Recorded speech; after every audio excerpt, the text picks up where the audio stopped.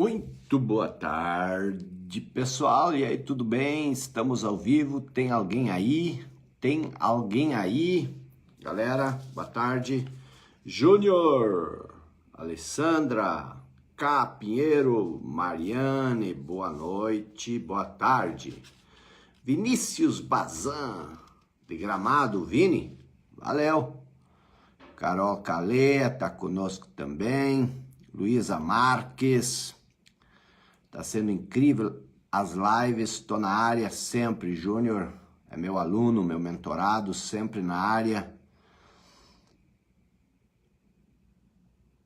Marla, é Marília ou Marla? Marla, Marília. Olguinha Monteiro, Eunice Lemo. Boa noite, boa tarde. É boa tarde, né? Não é boa noite. Pessoal, então, qual é o objetivo aqui? O objetivo é justamente tirar dúvidas sobre o que nós estamos vendo. Fala, Pedro Henrique, Evelyn, Cristiane Balbino, Caroline, Mariane, boa tarde a todo mundo. Bom, o objetivo aqui, então, nessa nossa live na comunidade do Instagram, aliás, do Facebook, é justamente tirar dúvidas sobre o que, na verdade, vocês estão percebendo, que vocês estão aprendendo. É uma forma, ó, pintada de mola, tá falando da Suécia. Ah, belíssimo, belíssimo período do ano, com transição do inverno para a primavera. Então aqui o objetivo é o seguinte, a gente bater um papo para a gente tirar as dúvidas, para ajudar vocês a entender melhor. Júnior Ferreira, boa tarde. Betânia, Elisa Pedrini, Paula Perucci, Patrícia Souza. Então o que nós temos para vocês entenderem? Preste muita atenção que isso é muito importante para você ir memorizando, tá? Vanusa, boa tarde. Elisa, tá presente aí? Então, o que nós estamos aprendendo? Por que a jornada do filho pródigo? Só para recapitular, enquanto vocês vão formatando as perguntas. Gustavo, Ana Maria, Rosilene, Raquel. Então, a jornada do filho pródigo é uma parábola poderosa, que fala de mim, que fala de você, que fala de todos nós. Nós somos o filho pródigo. Frida, obrigado. Vanilda Barbosa, Sérgio Baraza, Briginas. Então, a jornada do filho pródigo é a minha jornada, é a tua jornada, é a nossa jornada. É isso que nós viemos fazer aqui no planeta Terra. Então, preste muita atenção. O primeiro, vamos recapitular um pouco a parábola. A Cá já está fazendo uma pergunta, já captei aqui, Cá, vou até fixar a tua pergunta aqui, tá? Para a gente responder ela em seguida. Eu só vou fazer uma breve recapitulação para a gente entender enquanto o pessoal vai chegando. Nós temos até as 13 horas hoje. O que é a jornada do filho pródigo? É uma parábola, como eu já falei, uma parábola que já existia antes mesmo de Cristo, de Jesus Cristo, torná-la tão famosa, tão conhecida. Era uma parábola que se contava lá nos países do Oriente Médio. E a parábola, ela diz o seguinte, que havia um pai que tinha 2 filhos, e o mais jovem disse para o pai: pai, dê-me a minha parte da minha herança, que eu quero ir embora. E o pai... Então, esse é o primeiro ponto. Primeiro ponto. Pedir a parte da herança. Lá em Gênesis, isso aconteceu quando Adão e Eva comeram a maçã. Porque uma coisa que vocês têm que entender, que não importa qual é a religião, não importa qual é a crença, não importa qual é a fé. Existe um paralelo entre todas as religiões. E esse paralelo, ele sempre começa num paraíso e ele vai evoluindo, ele vai avançando. Então, o que nós temos aqui? Nós temos a história da humanidade contada em Gênesis, ela também se repete em outras religiões. Então, o que acontece? Pedir a parte da herança significa você pegar aquilo que te pertence. Quando um filho pede a herança, ele não ganha tudo, ele ganha uma parte. Quando nós pedimos a herança, ou quando nós recebemos a herança divina, nós não nos tornamos deuses. Mas nós recebemos uma parte da divindade que é o quê? Que é o poder de criar, o poder de criar, o poder de criar, o poder de criar. Essa é a herança que nos cabe. Nós temos o poder de criar a nossa própria realidade. E uma vez que um pai dá herança para o filho, ele não tira a herança dele. Não há mais como voltar atrás e tirar. E também não há como você dar a herança e você continuar mandando no filho. Quando você dá a herança, o filho se emancipa. Ele se torna independente. Agora ele pode fazer com a herança o que ele bem entender. Então você recebeu a herança divina de criar a sua própria realidade. Por isso que eu sempre digo que o ser humano é a única espécie que nasce com um senso de desorientação para a vida. As outras espécies, elas têm uma bússola dentro delas, que é o instinto. Nós nascemos com um senso de desorientação para a vida. E o que isso significa? Isso significa o seguinte: o senso de desorientação é que você precisa definir o caminho que você quer seguir. Você precisa definir a orientação. O pai já te deu tudo o que é necessário para criar a sua realidade. Essa é a sua herança. Como Pedro perguntou, a resposta daqui, sim, essa é a sua herança. Então, o que acontece? Quando você recebe a herança, agora é contigo. Você faz com ela o que você quiser. Você até pode pedir orientação para o pai.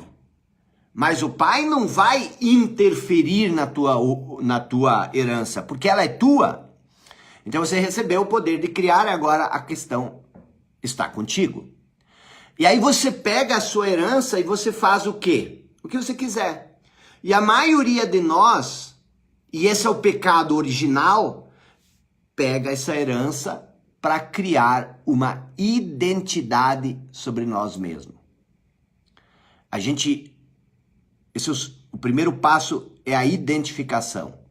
Quando você cria uma identidade, quer dizer, você se afasta, e isso é o processo de sair de casa para uma terra distante, que eu expliquei ontem. É só para a gente voltar nos trilhos do que nós estamos vendo. Então esse é o primeiro I. O primeiro I é você entender que você se afastou da sua essência e você se identificou com algo diferente, com um eu à parte. Isso é ir para uma terra distante. Você agora não está mais conectado com a casa do pai. Você saiu. Você pegou a sua parte e você saiu. O segundo I é o I da inconsciência, que é a parte da parábola onde ele diz o seguinte: o filho pede a parte da sua herança e parte para terras distantes. Esse é o primeiro I, é o I da identificação. O segundo I é o I da inconsciência. A inconsciência é a parte da parábola onde o filho pródigo começa a desperdiçar a herança vivendo de modo irresponsável. Irresponsável significa o seguinte, pessoal, preste muita atenção no que nós estamos falando aqui. Não vamos divagar para outras coisas, porque assim, você primeiro tem que entender o que eu estou falando aqui, tá? Tipo assim, me explica o que isso quer dizer, o que aquilo quer dizer. Preste atenção, vamos por partes, tá? O segundo I é o I da inconsciência. É justamente quando você começa a desperdiçar a sua herança. Como é que você desperdiça a sua herança? Começa a buscar coisas no mundo externo, achando que isso vai suprir a carência que nasceu no momento em que você saiu da casa do pai, que você se desconectou com a sua essência. O terceiro I, e aí você começa a criar, no segundo I, você começa a desperdiçar. Você usa a sua herança, o poder de criar, para criar coisas que você não quer. Isso é viver irresponsavelmente. E o terceiro I é o I que nós vimos ontem à noite. É o I da insatisfação. Quando você inconscientemente cria coisas que você não quer na sua vida, você cria a insatisfação, você se torna insatisfeito. Insatisfeito. Então preste atenção, o insatisfeito é uma parte inicial do processo que cria o sofrimento. Hoje nós vamos trabalhar o quarto I, que é o I da inveja. Quando você se torna insatisfeito consigo mesmo, insatisfeito com a vida que você criou, você começa a invejar outras coisas. Na parábola, a inveja do filho pródigo é em relação à comida dos porcos. Veja que incrível. E isso, essa inveja, ela te faz viver na escravidão. Ela te faz viver na escravidão. Então preste muita atenção em relação a isso. Você precisa entender esses 4 Is. Aliás, só vimos 3, hoje é o quarto. Você precisa entender o I da identificação, você precisa entender o I da inconsciência e você precisa entender o I da insatisfação. E hoje à noite você vai entender o I da inveja. Amanhã você vai entender o I da introspecção, que é quando ele para de olhar para fora, olha para dentro de si, e isso cria o despertar que depois vai levar ele para a iluminação, que é o processo de volta para a casa do Pai. E isso, meus amigos e minhas amigas, vocês não vão encontrar em lugar nenhum. Isso é uma leitura original criada por mim, toda essa história. A parábola de Jesus, ela é muito conhecida, mas essa explicação baseada nos 7 Is, ela é original. Então, o que acontece? Preste muita atenção. Preste muita atenção. Seja humilde. Isso, e ouça. Vamos responder a pergunta da Cá Pinheiro. Fale mais sobre o manifesto e o não manifesto, por favor. Existe uma maneira aqui de calar os comentários? Desativando os comentários. Mas como você faz isso? Que eu não sou muito familiar com o... Tem que ser com a sua... Hã? O administrador. Quem é administrador? Não, eu sou administrador. Você vai nos 3 pontinhos ali. Mas onde tem 3 pontinhos? Aqui não tem 3 pontinhos. Vamos fazer. Alguém mais é administrador para eu pedir? Só um pouquinho. Não. Mas tudo bem, deixa eles falar. É que... Aqui, ó. Ó, esses 3 pontinhos aqui. Ah, mas isso não aparece na minha live. Bom, pessoal, vamos lá. Queria calar os comentários, mas preste atenção. Você pode parar os comentários, tá? Então, o que é o manifesto e o não manifesto? Respondendo a questão da Cá, tá? O manifesto são as coisas que você cria, as coisas que existem, as coisas físicas. Jesus chamava isso de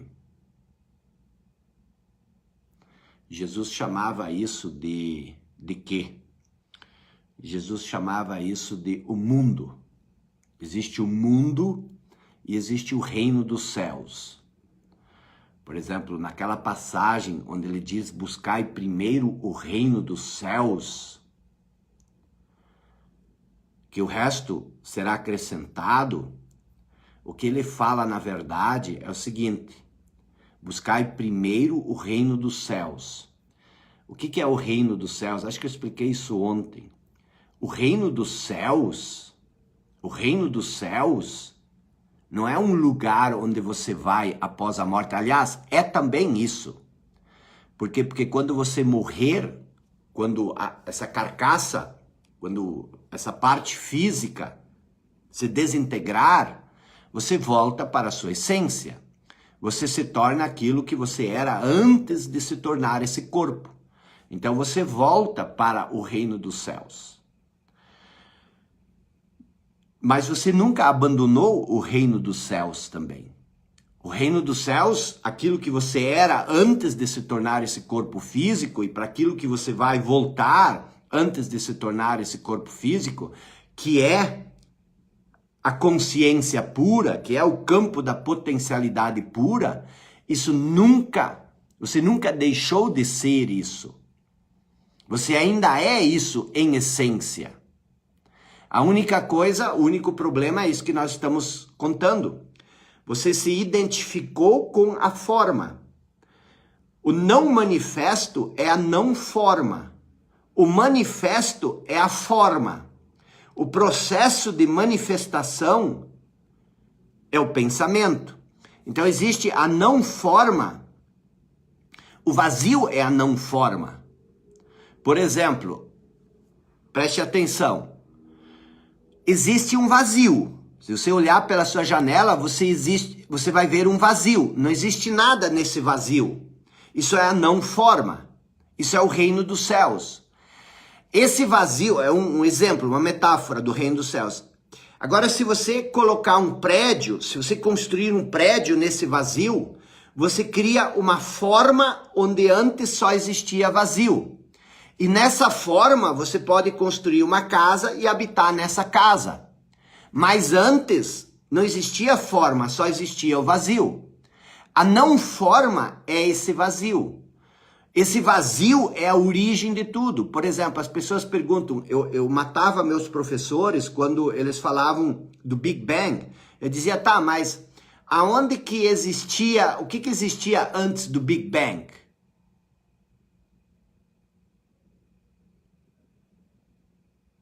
O nada, o vazio, o silêncio.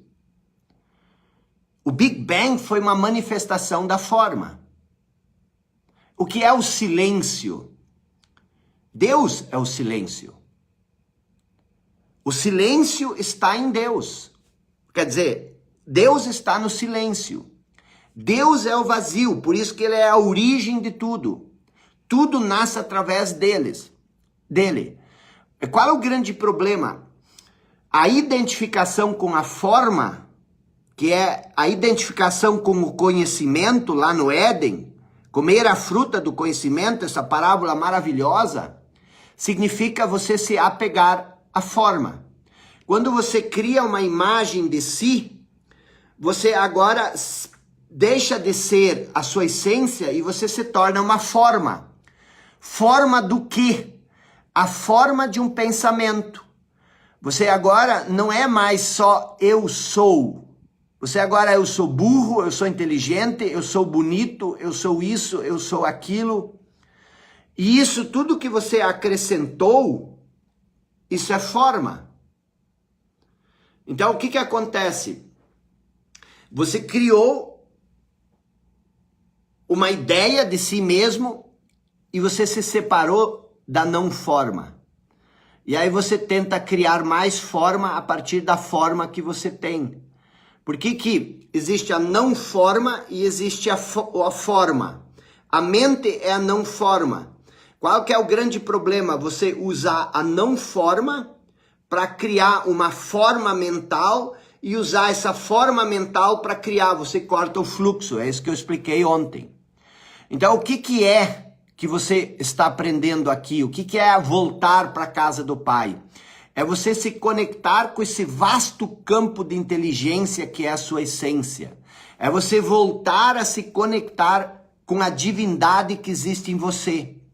E esse é o processo de introspecção. Você volta para dentro, você se conhece, e ao se conhecer, você se torna hábil, capaz de criar tudo o que você quer criar. Por quê? Porque agora você não cria mais da limitação do conhecimento que está na sua mente. Você cria do conhecimento que vem através de você, que é a origem de todo o conhecimento, que é a consciência pura.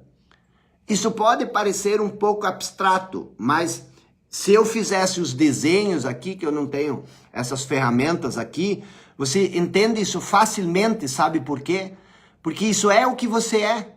É fácil de entender, porque isso não é uma teoria desconhecida para você. Você entende isso. Então, o que é o não manifesto? O não manifesto é o ponto de origem onde tudo se cria. Quando eu perguntava para os professores o que é o Big Bang, eles não sabiam me responder. Mas o que existia antes do Big Bang, eles não sabiam me responder. Mas o que existia antes do Big Bang é aquilo que existe dentro de você. O vazio, o silêncio, o secreto, o reino dos céus. Por que Jesus falava do reino dos céus? Porque o reino dos céus é o não manifesto. O reino dos céus não é um lugar. O reino dos céus é um estado do não manifesto. O céu não é um lugar, o céu é um vazio, o céu é um espaço, o céu é o silêncio. Se você olhar para a imensidão do céu, você vai parar de pensar. Por quê? Porque você se conecta com a sua essência. Quando você verdadeiramente olhar para a imensidão do espaço numa noite estrelada, você olha para aquela infinidade de estrelas, por um momento, você fica num estado de e você para de pensar. E quando você para de pensar, você se conecta com isso, com o vazio que você admira. E isso traz paz. É a paz que o apóstolo Paulo fala, que está para além do entendimento. Por que além do entendimento? Porque você não precisa entender. Você só sente, não existe uma explicação para isso. Isso é a reconexão. E aí você diz o seguinte, tá, mas presta atenção. Tudo que você fala vai contra o que eu aprendi na igreja. Claro! Vai contra o que eu aprendi na igreja. Mas a igreja é um lugar maravilhoso. É um lugar divino, um lugar sagrado. Mas muito do que habita lá dentro ainda é o falso eu. É a ideia. Por quê? Porque quando você... Presta atenção, você não pode entender Deus. Isso não sou eu que estou dizendo. O maior estudioso, o maior sábio da Igreja Católica, que foi o Santo Tomás de Aquino, ele escreveu a Suma Teológica. E ali ele disse, Deus não pode ser explicado, porque Deus não é objeto da razão. Você não pode atribuir conceitos a Deus. Isso foi Tomás de Aquino, o maior sábio da igreja, que falou. Mas não adianta ele falar. O falso eu não entende isso. Então o que nós fizemos? Preste atenção. Nós, para entender o que não pode ser entendido, nós transformamos a não forma numa forma. Deus, que é a não forma, nós transformamos ele no quê? Numa estátua, numa figura, num conceito. Por quê? Porque isso ajuda a nossa mente a idolatrar algo. Mas isso interrompe a relação com Deus. Por quê? Porque você não ama o verdadeiro Deus, você ama o conceito que você tem na cabeça. E se o teu conceito é diferente do meu, a gente se torna inimigo. A gente se torna adversário. Guerras são criadas por causa disso. Pessoas são mortas, por quê? Porque elas não acreditam no mesmo Deus que eu acredito. Tudo isso é falso eu. A violência nasce disso. Por isso Jesus falava tanto de paz. Por isso, quando crucificaram ele na cruz, ele disse, Pai, perdoa-os, porque eles não sabem o que fazem. Eles estão no estágio 1 e 2 e 3 da jornada do filho pródigo. Eles estão identificados com um falso eu. Eles estão inconscientes, eles não sabem o que fazem e eles estão insatisfeitos. Eles precisam matar alguém. Então perdoa-os. Então eu não estou advogando a religião.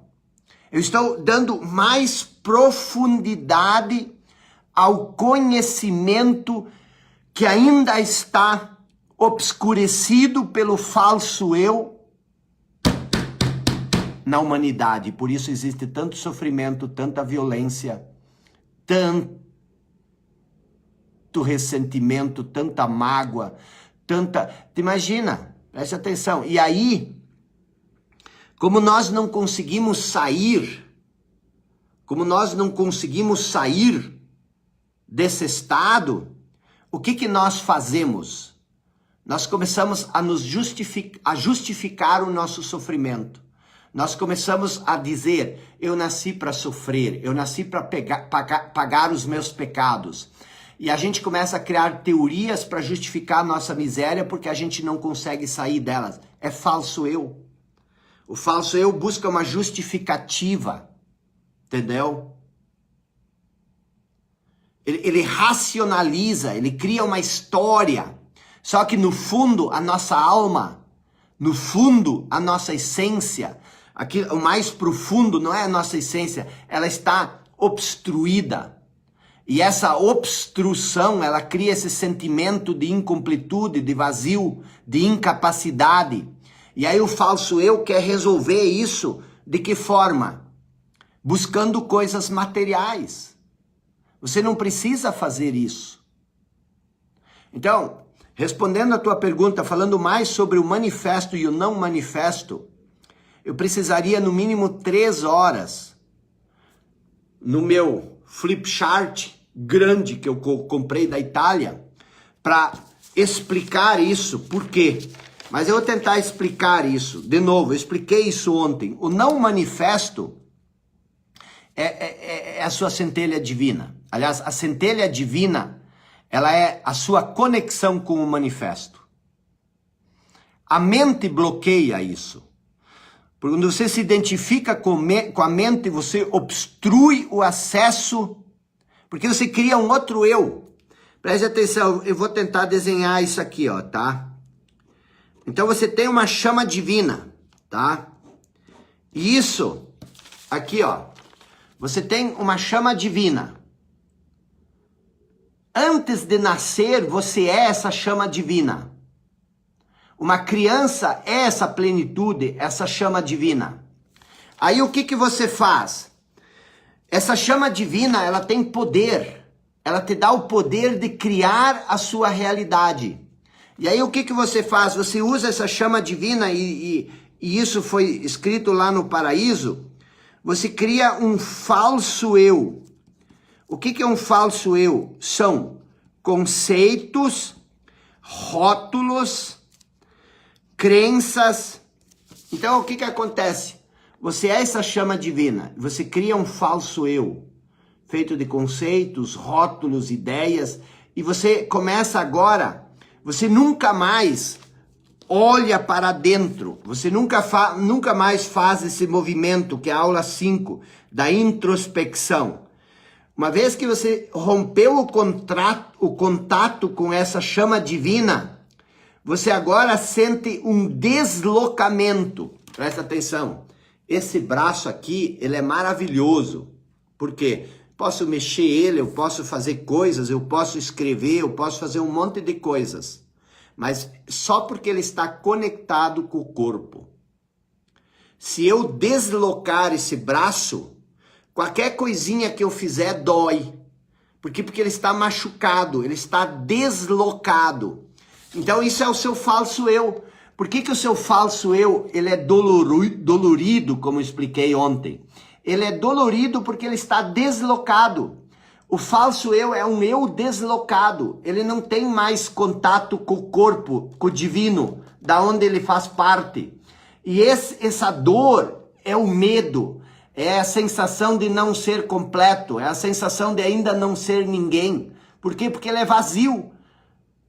E aí ele se torna ocupado. São o que eu falei ontem de noite. O que é se tornar ocupado? Agora, você quer curar essa dor do deslocamento da sua essência, buscando o quê? Buscando reconhecimento, buscando amor, buscando validação, buscando compreensão, buscando prazer. Só que quanto mais você busca isso no mundo externo, mais você se afasta do seu verdadeiro eu. Quanto mais você busca títulos, mais você reforça o seu falso eu. Isso significa que você não precisa buscar títulos, que você não precisa buscar prazer, que você não precisa buscar coisas boas. Não, não significa isso. Isso significa que você já é tudo que você busca. Agora, você só precisa dar vazão a isso. E isso cria a liberdade de criar a partir do seu poder maior. A consciência, a inteligência infinita, Deus, é gigante, é vasto, é imensurável, mas também é invisível. Você não consegue ver, por quê? Porque ele não é forma. A forma você pode ver. É difícil você acreditar que você é uma centelha divina. Não tem como você provar isso. Você precisa ter fé.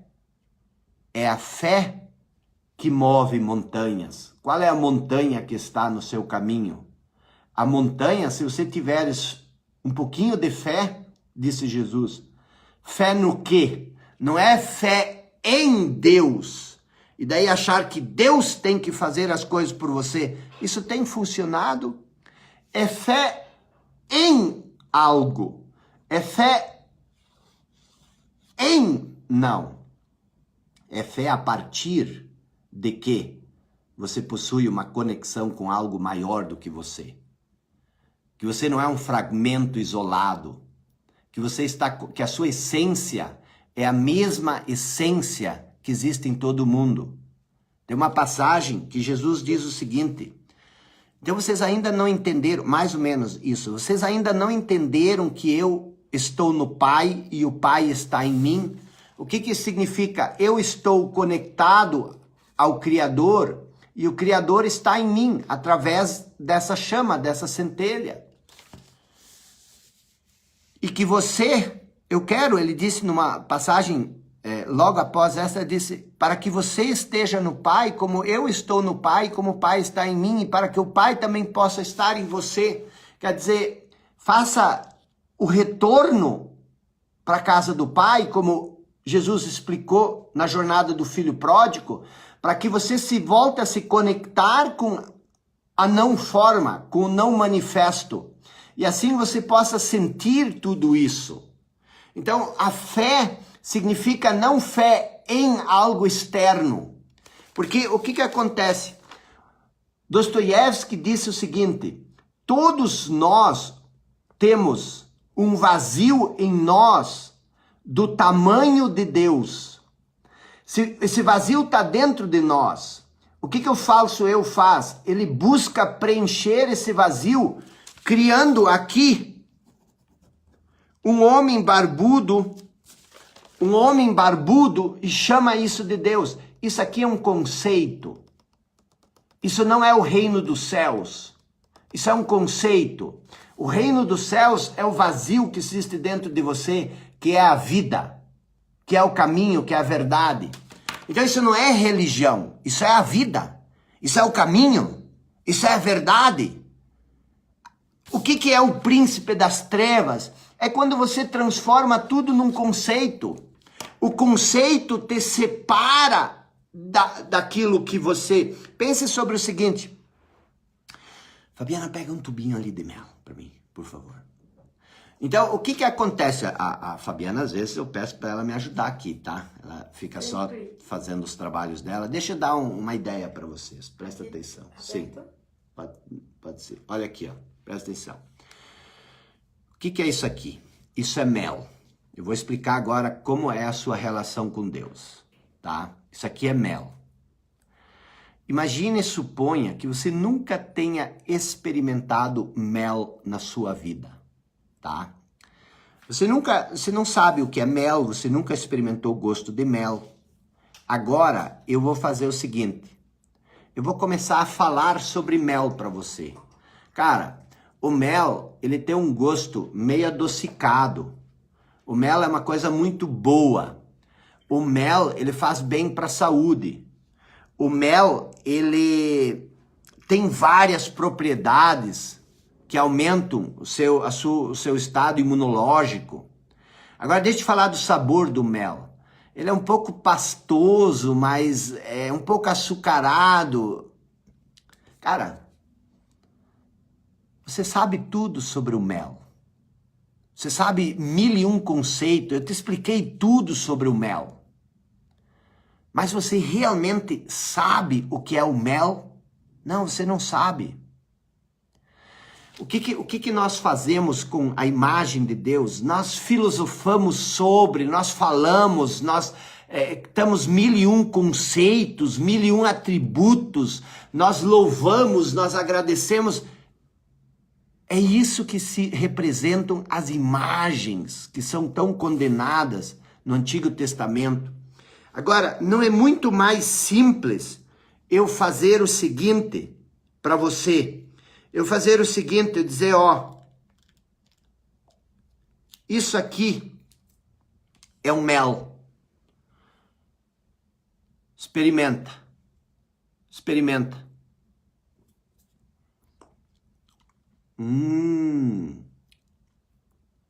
Como isso é diferente do que tudo que você falou. Agora eu sei, deixa eu experimentar de novo. Agora eu sei.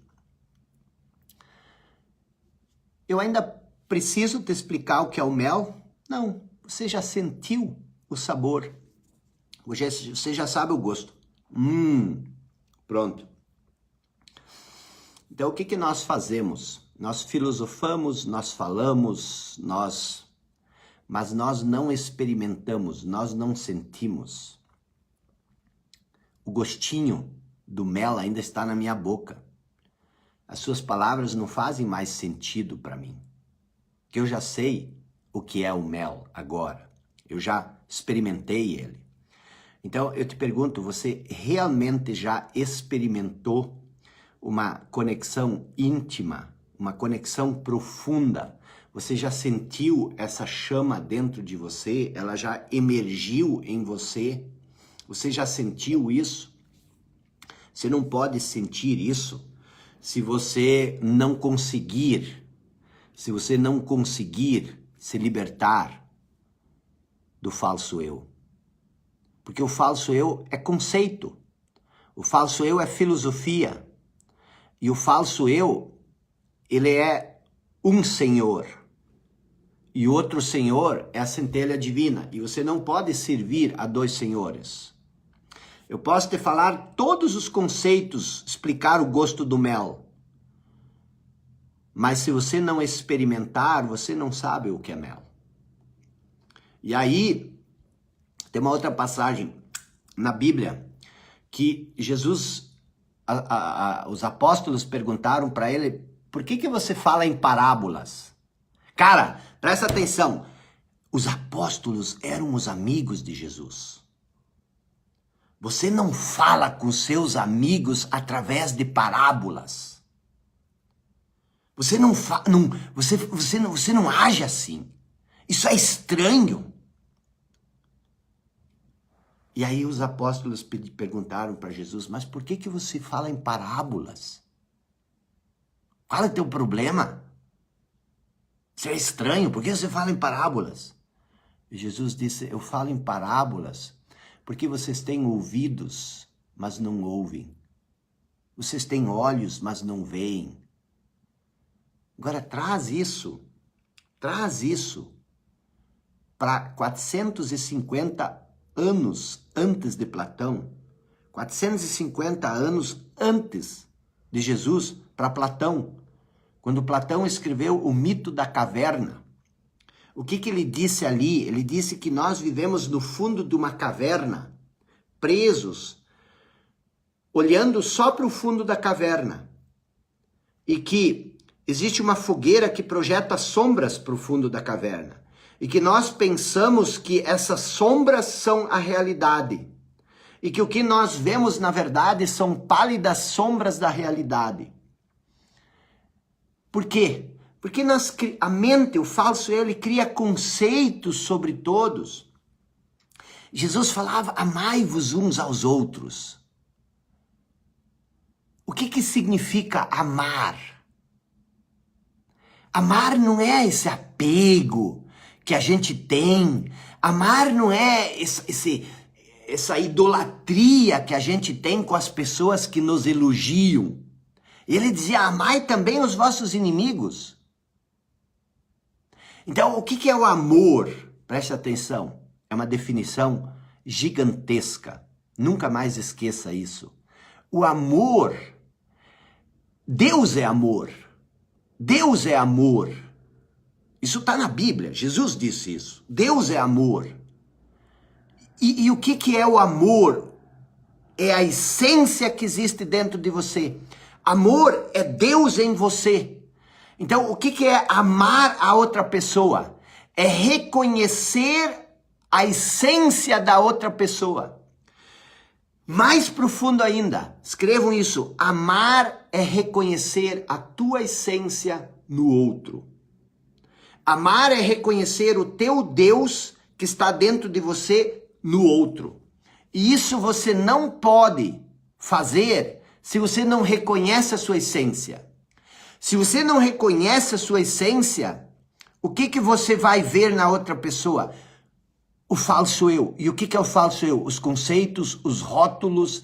Aí você começa a julgar o outro, você começa a condenar o outro, você não reconhece a essência dele. Você só reconhece as atitudes do falso eu. O mundo é um grande jogo de intrigas provocadas pelo falso eu.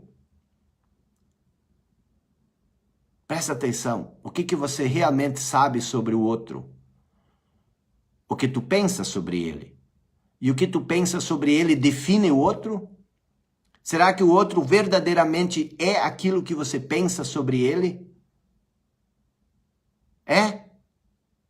Você então agora comeu o fruto do conhecimento, você agora sabe tudo sobre o outro e agora você vai assumir o papel de Deus e você vai julgar o outro. É isso que você faz. É por isso que você foi expulso do paraíso, porque isso cria sofrimento na sua vida. Nós vamos falar sobre isso hoje. Então, meu Deus, eu passei muito da resposta da K, mas eu acho que dá para começar a entender. Alex, obrigado. Quando a gente reclama, a gente chama mais daquilo que a gente não quer. Estou muito feliz e treinando a minha mudança. Pois é, tá? Vamos ver aqui. Verdade é sua linguagem original. Estou lendo a Identidade da Alma e fala sobre isso. Nunca li nada da Identidade da Alma. Não sei nem o que é alma. No Face acho que não dá, só Insta. Jacó, arrasta sua tela para a esquerda, que talvez o comentário saia. Não é o meu comentário, eu queria tirar os comentários de vocês. Sou outra pessoa depois de conhecer e aplicar o que aprendi.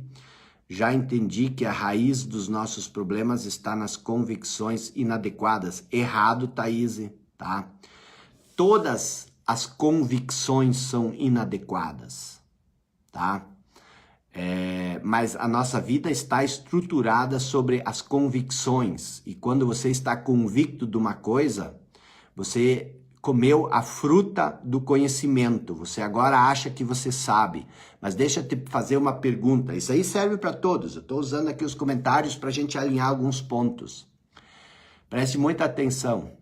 Se a tua vida dependesse das tuas convicções, quanto tempo você sobreviveria? Não existe isso. A sua convicção é o falso eu. Você está convicto de que o que você sabe é certo. E isso cria o oposto. Se alguém pensa diferente de você, ele está errado.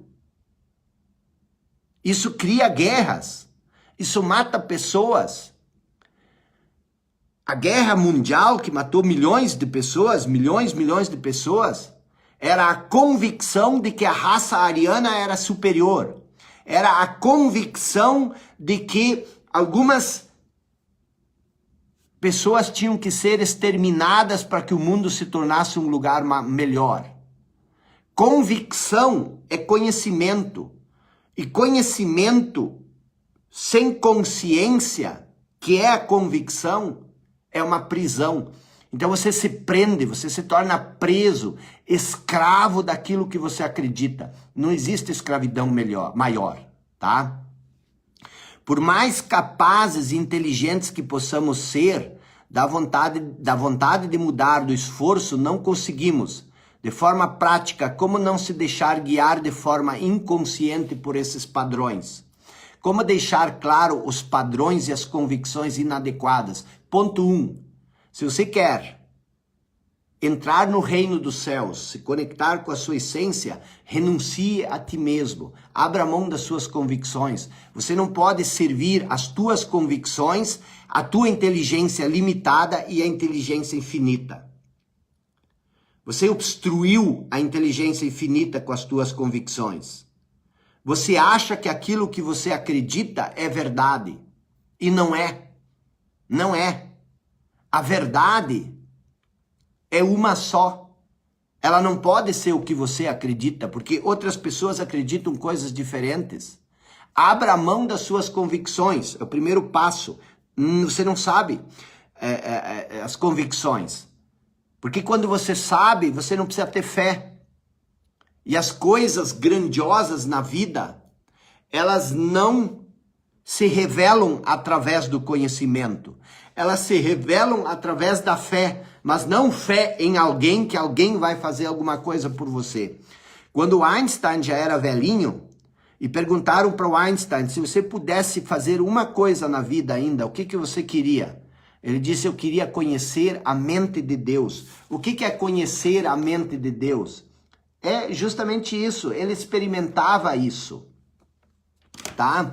Então, assim, respondendo às tuas perguntas, de forma prática, como não se deixar guiar de forma inconsciente por esses padrões? Tornando-se consciente. Como deixar claro os padrões e as convicções inadequadas? Todos os padrões e todas as convicções são inadequadas. Por quê? Porque elas obstruem o fluxo natural da vida.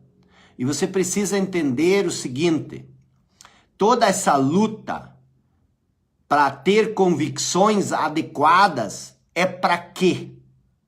É para criar satisfação, é para criar prazer, é para criar plenitude, é para criar abundância. E tudo isso já existe em você. Tudo que você procura buscar com o seu conhecimento, com as suas convicções, já existe dentro de você. Você só precisa reconhecer isso, para que isso possa se manifestar, tá? Então, assim, espero que eu tenha te ajudado, Thaís. E desculpe, pessoal, a Fabiana, ela sempre me diz, você é meio duro, às vezes. Mas não é ser duro, é quando você fala com a essência. O falso eu, muitas vezes, ele se opõe.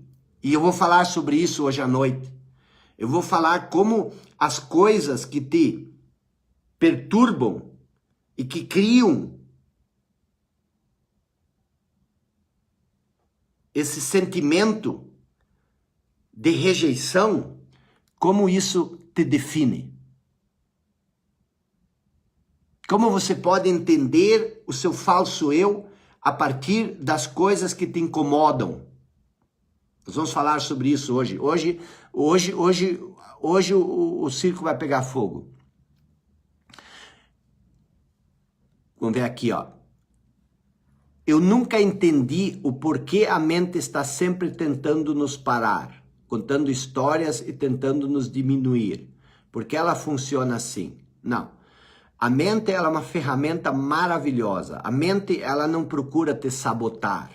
A mente não procura te diminuir, tá? O que acontece? Quando você se torna a mente sempre... Porque a mente, quando você se torna a mente, o falso eu é a mente condicionada. A mente não condicionada é um estado alerta. A mente condicionada, ela sempre procura uma identidade, tá? Ela procura se identificar. E a melhor, se você não pode ser o maior, se você não pode se identificar, criar uma identidade no maior, então, para que não criar uma identidade no menor? Isso é uma disfunção, isso é uma doença, isso é um vício. E é isso que tem levado a humanidade ao caos. Olha quantas pessoas se suicidam. Se você conversar, você vai conhecer alguém um jovem adolescente de 20, 30 anos se suicidou. Ou uma pessoa se suicidou, uma pessoa está em depressão. O ser humano é a única pessoa única espécie que se suicida. Porque não se suporta.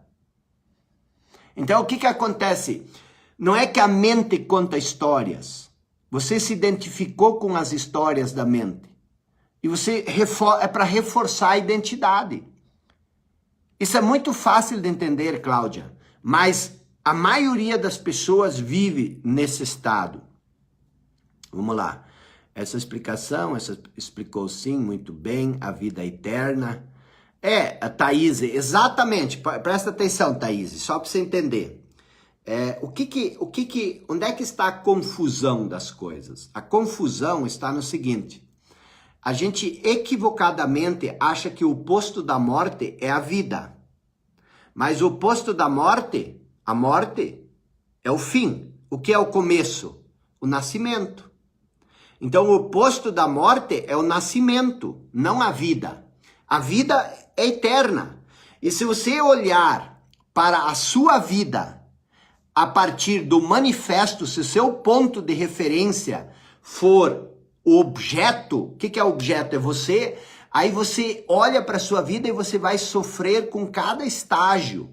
Por quê? Porque a forma, o manifesto é impermanente. Ele muda o tempo todo. Tudo muda, tudo muda. A única coisa que não muda é o que é eterno. E aí existe um outro conceito equivocado. E todos esses conceitos equivocados, eles nascem do falso eu. E não é uma coisa má, uma coisa ruim, mas é que nós vivemos de modo inconsciente. O que é viver de modo inconsciente? É você viver identificado com as suas convicções. É isso que nos expulsou do paraíso. O que é uma convicção? É o conhecimento. O que aconteceu no Éden? O Éden é um lugar de felicidade. O Éden não é um lugar. O Éden é um estado de espírito. Um estado de espírito de plenitude, de abundância, de intimidade com o Pai, com o Criador, que é a nossa essência. Quando nós fomos expulsos do paraíso, quando nós criamos nossas próprias convicções.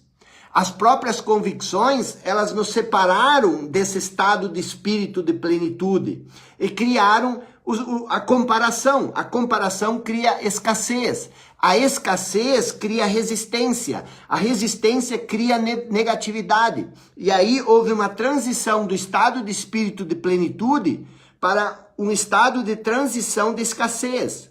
Quando isso ocorreu? Quando nós comemos a fruta do conhecimento.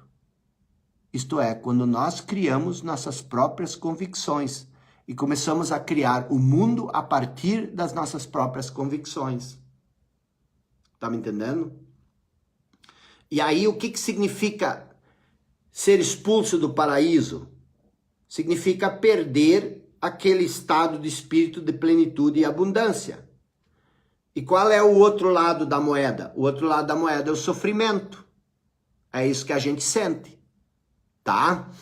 Então, a vida, ela é eterna. Se você conseguir olhar para o mundo a partir da sua essência, tudo passa. Você vai entender a transitoriedade da vida. E você não vai se apegar nas coisas. Porque o problema não é você ter um Porsche, o problema não é você ter uma mansão, o problema não é você querer aspirar ser o dono da empresa. O problema é quando você cria sua identidade nas coisas. Porque você pode perder o Porsche, aí você perde a sua identidade. Isso é construir a casa sobre areia. Você pode se tornar o presidente da empresa, amanhã alguém te tira de lá, aí você perdeu a sua identidade. E com isso você sofre. É o apego ao mundo da forma que é o problema, e não o mundo da forma. Eu gosto de coisas boas, eu quero coisas boas, mas eu não sou essas coisas. Ontem a gente estava ali, hoje a gente está aqui, amanhã a gente vai estar lá. É a vida, entendeu? Vamos ver. Rafa, penso ser muito interessante juntar física quântica, psicanálise e filosofia, juntar mesmo os conhecimentos com o pedaço divino. Eu não me preocupo muito com física quântica, com essas coisas. Bom, o que mais nós temos? Não temos mais perguntas? Ué, acabaram as perguntas? Que horas é isso, Fábio, já? 1 hora. 1 hora? Ah, as perguntas estão para cima. Ou não? O povo não para de falar para entender o que está sendo dito. Osaías, preste muita atenção, que maravilhoso essa observação. Você está tão afoito em querer saber a próxima coisa, isso é o falso eu, tá? Você quer saber a próxima coisa, você quer saber aquilo, você quer saber isso, e isso. E com isso, você perde a única coisa que você pode aprender. Aquilo que está sendo dito agora. Isso é fantástico, isso é genial você perceber isso. Da mesma forma, você sempre está em busca da próxima coisa que vai te fazer feliz. Você sempre está em busca da próxima coisa que vai te fazer ser alguém. Você está sempre fugindo do momento presente. Você está sempre fugindo do agora. Por quê? Vou mostrar aqui no desenho. Por quê? Presta atenção. Eu vou fazer um desenho aqui para você entender.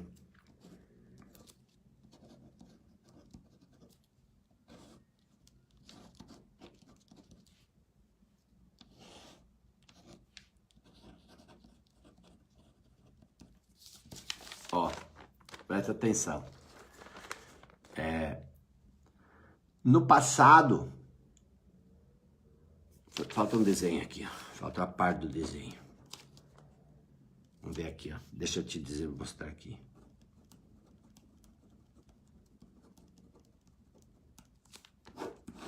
Ó, no passado, você criou um falso eu, uma identidade. Esse falso eu te desconectou com a sua essência, com a sua centelha divina. Essa desconexão, ela cria uma sensação de incompletude, uma sensação de abandono, uma sensação de medo profundo. Onde você sente tudo isso? No agora. Então, o fato de você ter se desconectado da essência cria o quê? Uma sensação de incompletude, uma sensação de abandono. E aí, esse falso eu que você criou, ele dá um pulo, ele se projeta no futuro, porque ele diz que no futuro está a salvação da dor que você sente agora. Que você ainda precisa, sentimento de incompletude, sentimento de abandono, sentimento de escassez. Isso tudo aqui você sente agora. E o falso eu te diz, ó, no futuro você vai encontrar alguém que vai preencher essa dor. Então, você para de amar o agora e você passa a querer correr rápido para o futuro. E o que acontece para você entender? Com isso, você nunca descobre a profundidade que existe aqui. Todo esse sofrimento, o estado de espírito do agora é que cria o seu futuro. Se o seu estado de espírito é de incompletude, de ansiedade, de depressão, é isso que você vai repetir no futuro. A menos que você abandone o falso eu e você se conecte, você abandona o falso eu, você se conecta agora com a sua essência, você sente plenitude, você sente abundância, porque você está conectado com a sua essência e agora você pode criar o futuro que você quer, mas você não precisa mais do futuro para se salvar. A salvação, ela já ocorreu. Esse é o despertar. É isso que nós estamos buscando. Você para de recriar eternamente o passado, sempre achando que no futuro alguma coisa vai te salvar desse sofrimento que você sente agora. O futuro nunca vai chegar. O futuro ela é uma ilusão, uma projeção da mente. Só existe um tempo, que é a eternidade, o eterno agora. E é disso que eu falei antes, do conceito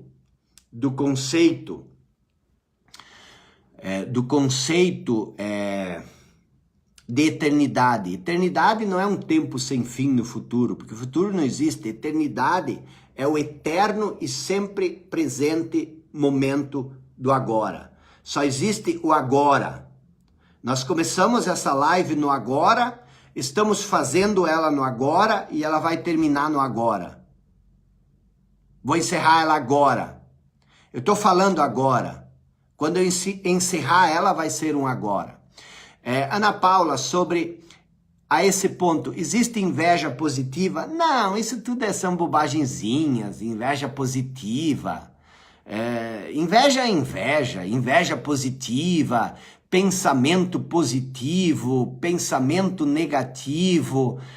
Todas essas coisas desaparecem quando você se conecta com a sua essência, que é plena e que é abundante. E aí você vive num estado de alegria inerente ao ser, que é a alegria de um bebê que ainda não criou um falso eu. É aquele sorriso do bebê que não tem uma causa. Ele olha para você e dá um sorriso. Por que ele deu um sorriso? Não é porque você é bonita, é porque ele é alegre. Um bebê é alegre. Ele só chora quando ele está com uma dor física. Isso é uma reação instintiva. Então, assim, essas coisas, Ana Paula, como inveja positiva, inveja branca, inveja negativa, isso são tudo bobagenzinhas que não fazem diferença nenhuma na vida de ninguém, a não ser... Aí o Jonas diz, como se desidentificar do falso eu? Opa, boa pergunta. Na jornada do filho pródigo, nós estamos ainda na inveja. Nós vamos chegar no momento desse processo, tá? Eu estou, assim, muito insatisfeito. Sim, a insatisfação foi o que nós estudamos ontem de noite. Hoje nós vamos aprofundar, porque a inveja é uma insatisfação. Vamos ver aqui, ó. Viver na sua essência é viver com seu espírito. Eu percebi que quando olho para dentro de mim existe algo muito maior. Eu não gosto de usar muito a palavra espírito, porque espírito tem o espírito do mal, tem o espiritismo, tem espírito disso. Eu prefiro chamar isso de vida. O que é um espírito? O falso eu já deturpou a palavra espírito. Então eu não uso o Espírito Santo, o Espírito não santo. Não, o Espírito é a nossa essência interna, tá? Vamos lá. Eu estava desperdiçando a minha herança. Isso aí, muitos de nós. Respondia às atividades tranquilamente e não senti nenhum sofrimento. Isso é o despertar? Não, o despertar isso pode significar o seguinte, de duas coisas, Patrícia. Ou você está um pouco mais desidentificado com o falso eu, ou você está tão identificado com o falso eu que ele te ilude. Mas se você estivesse num estado desperto, você não iria fazer esse tipo de pergunta, entendeu? E isso é uma coisa que nós vamos falar muito ao longo dessa série ainda, para você não transformar o despertar, a iluminação, num conceito. Da mesma forma como nós transformamos Deus num conceito. E quando você transforma uma coisa num conceito, você se afasta dela. É assim que a gente consegue causar mal nas outras pessoas, transformando elas num conceito. Se você não transformar ninguém em conceito, você não vai fazer mal. Como é que tu vai fazer mal para uma pessoa se tu entende que ela é filho de Deus, que dentro dela existe uma chama, uma centelha divina? Como é que você vai humilhar essa pessoa? Você só humilha uma pessoa que você transformou num rótulo, num conceito. Francisco, eu não sei o que é o subconsciente, tá? O não manifesto com certeza não é a mente, e muito menos a mente subconsciente. Eu acho que a mente subconsciente é muito mais a mente condicionada. E a mente condicionada é o que nos impede de ter acesso ao não manifesto. A mente condicionada é o oposto do não manifesto. O não manifesto é a mente incondicionada. Então é importante não trazer esses conceitos de Freud, de Jung e da psicologia para dentro disso aqui. Toda a psicologia, toda a ciência, toda a religião, em grande parte, ela é estruturada sobre a ciência, o falso eu. A própria religião, olha o esforço que se faz para entender Deus, isso é a razão. E a razão é ciência. O que é a ciência? É captar algo com a razão. E isso nos limita. A ciência, ela nos limita muito.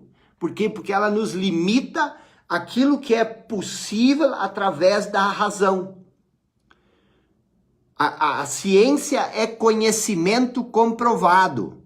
E ela ignora completamente aquilo que é incognoscível. Aquilo que nós não podemos conhecer. O que nós não podemos conhecer? Aquilo que é maior do que a nossa mente limitada. Não pode tirar os comentários. Jacó, estou me sentindo apático ultimamente. Isso é comum?